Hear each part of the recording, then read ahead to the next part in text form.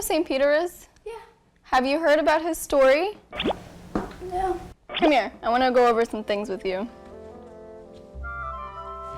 So everybody knows St. Peter as what? St. Peter is a disciple of Christ. He was an apostle. He was also the oldest one. He was the wisest one. He had the most passion. Everybody knows St. Peter as the one that just kind of does. He doesn't really think about what he's doing. He loves God so much, he just acts on his love for God. So after Christ died, the disciples were supposed to do what? They were supposed to go into the towns and preach about God, right? Yeah. Preach about Jesus, preach about his love, preach about the ultimate sacrifice that Jesus paid for us, to convert people to Christianity, to get them to know God's love. So that was the role of all of the disciples after Jesus died. So a lot of time went by, and some people, do you think everybody liked what the disciples were doing? No. No. Do you think they made some enemies while they were on this mission of theirs? Yeah, I think they made some enemies too, especially St. Peter. So St. Peter was in a country talking to the people about Jesus, and this country he was in, the king did not like what he was doing. The king didn't like St. Peter talking about anybody that was more powerful than the king himself. The king wanted to be seen as the most powerful man in all of the country and not some God or Jesus that St. Peter was talking about. Wow. So the king ordered for St. Peter to be arrested, and that is exactly what happened. He sent his guards, and they arrested St. Peter, and they put him in jail. What do you think jail is like, Elizabeth? I don't think jail is much fun. No, it's not much fun. Do you think it's a safe place to be? No. Do you think it's a nice, luxurious place to be? No, jail is where bad people go or they do bad crimes, but Peter didn't do a crime. I completely agree with that, Elizabeth. That is a great point. Peter didn't do a major crime. He didn't commit a crime, but to the king, he did. So he put Peter in prison, a very scary, very dark, very uncomfortable place to be. So when the king's guard found St. Peter and they arrested him, what do you think he did? Do you think he resisted? No. He accepted that this is what God wanted him to do, and St. Peter remembered that God told him, "I am always with you. I am always with you." And those were the words that St. Peter kept reciting to himself as he was being arrested. So Peter trusted God that he was going to keep him safe. Exactly, even in the most darkest, scariest place like prison. So what do you think God meant when he spoke to St. Peter and he said, "I will always go before you"? That Peter was going to be safe in there and that God had a plan for him and he wasn't going just to keep him in there. Exactly, that there was a purpose for why he was there, that he was going to use him, and he was also going to protect him and not let any harm come upon him. Meanwhile, while the other disciples heard about what happened to St. Peter, they all got together at Matthew's house, St. Matthew's house. Matthew is also another apostle. They all got together and they decided to pray for the safe return of their brother Peter. Prison is a scary place, and you have to remember that these disciples are human, so they know what prison is like. They've heard very scary stories about what happens in prison, so they wanted Peter to be all right. So they got together and they prayed for Peter's safe return. But Peter, when he entered prison, he was not scared. You know what he kept saying over and over again to himself? That God was going to protect him. That God was going to protect him, and he identified a specific verse that we know very, very well. It's one of the most popular verses of the Bible, and it goes, "The Lord is my shepherd, I shall not want." That verse is all he kept saying over and over and over again, because he lived by those words.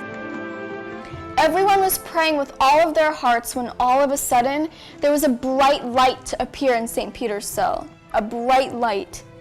It was a beautiful and heavenly light. God sent a beautiful angel to fill up the whole cell. He woke up St. Peter, and St. Peter couldn't believe his eyes. The angel said, "Get up, we are leaving. God sent me to rescue you."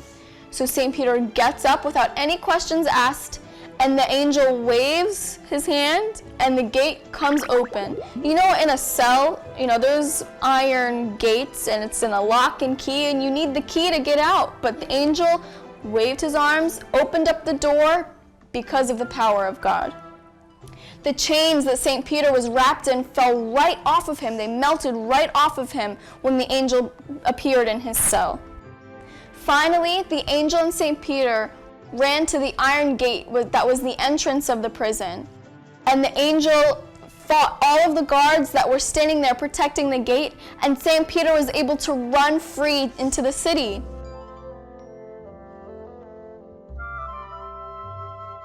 Once St. Peter reached the city, the angel left him.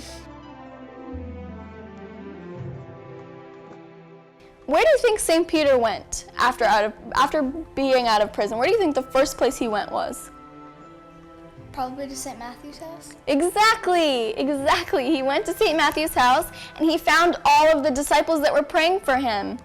All of the disciples welcomed him and praised God that St. Peter was able to have a safe return back home.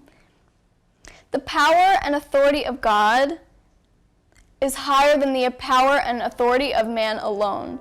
The fact that God was involved in St. Peter's rescue made it that much more powerful and that much more of such a big miracle. Do you think St. Peter could have pulled that off by himself without the help of God? No. Not at all. He needed God's power. But St. Peter was also trusting enough in God that he knew that God was going to save him, that he wasn't going to stay in prison very long. Similarly, God answers prayers to those who fully trust in him. St. Peter fully trusted in God, and he fully trusted that he would be safe. So even if we aren't disciples like St. Peter, do you think that God would listen to us and hear us when we pray to him? Yeah, God doesn't just pay attention to one person, he pays attention to all of us. Of course. So that's why it's so important to not ever get too busy or forget to pray. Prayer is the one thing that gets us closest to God, right? Yeah. That is how we are able to build our relationship with God, is through prayer, because can we see him, Elizabeth? No. No, we can't really see him, so how are we able to talk to him? We talk to him through prayer, exactly. So our strong prayers, being deep in prayer, and having that open, trusting relationship with God is how God is able to work in our lives and to perform miracles like St. Peter and what he experienced. Even if it's not allowing us to escape from prison, God still hears our prayers. Even if our prayers and our questions and our problems seem so insignificant, like, God, help me pass this test on Monday. God, help me stop fighting with my sister. God, help me to remember to pick up my things in my room so my mom doesn't get so angry at me. All of these things God cares about. He cares about every little thing that matters to you. Every hair on your head is numbered, and he holds every tear that you cry in the palm of his hand. You are the most special person to him, and every single thing that you ask of him, he will give to you. Even if it's not the answer that you want, it does not mean that he won't answer you. And we all need to remember to be open-minded and open-hearted to hear God and to listen to him and look for the signs in our life where he shows his power to us. Thank you for watching another episode of Storytime with Becky. I'll see you next time.